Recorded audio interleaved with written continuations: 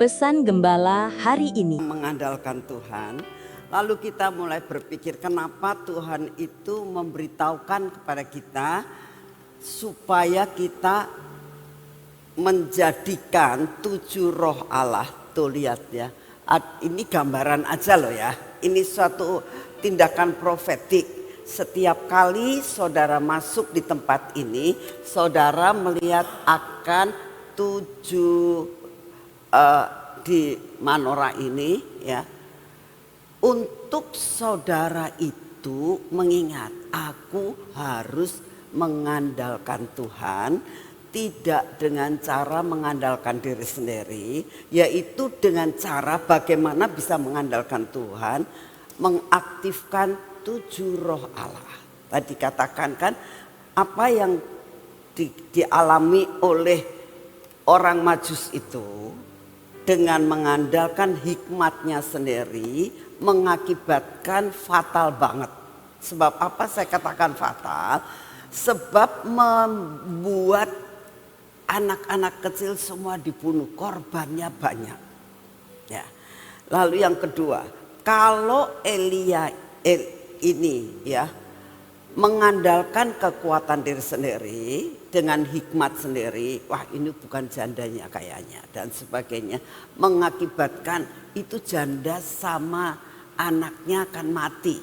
Kan dikatakan begini, aku hanya mempunyai tepung sedikit dan minyak sedikit, akan saya buat roti buat saya dan anak saya, sesudah itu kami akan mati.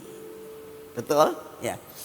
Kalau Eliani tadi mengatakan, oh ya udah kayaknya bukan ini ya.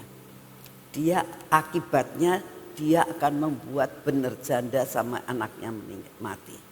Tapi karena berjalan dalam hikmat ilahi, 7 roh Allah ada dalam hidupnya, di dalam menghadapi segala sesuatu, akibatnya dia selamat, anak dan janda itu selamat sepanjang masa kesukaran dan masa kelaparan. Nah, hari ini biar kita benar-benar belajar ya. Jangan meremehkan 7 roh Allah yang diwajibkan untuk tahun ini. Minta setiap tindakan, perbuatan, pikiran kita, Tuhan yang mana yang kau mau ya. Amsal 3 ayat 6 tadi ya, sangat luar biasa. Jadi belajarlah kita saat ini benar-benar setiap langkah dalam tahun ini. Setiap langkah, setiap keputusan yang saudara dan saya akan ambil. Setiap keputusan yang saudara dan saya akan ambil. Keputusan apa? Keputusan untuk pergi. Keputusan untuk berdagang. Keputusan untuk melakukan segala-galanya. Membeli sesuatu, menjual sesuatu ya. Mau melakukan apapun, belajar dikatakan dengar akan suara Tuhan dalam segala sesuatu yang kita akan kerjakan. Kemanapun kita akan pergi, karena Tuhanlah yang akan meluruskan. Dia akan memberikan jalan sampai kita mencapai tujuan kita. Saya berdoa untuk tahun ini hati-hati ya. Jangan mengambil keputusan sebelum jelas kamu tahu ya. Buat para orang tua juga harus tahu ya. Mulai sekarang para orang tua itu perlu mendoakan siapa? Jodoh anak-anaknya, jodoh cucu-cucunya didoain ya, supaya jangan sampai salah jalan ya. Kalau kita berdoa, Tuhan itu akan melakukan segala-galanya dengan baik ya. Pasti dalam tahun ini Tuhan akan melakukan perkara yang luar biasa.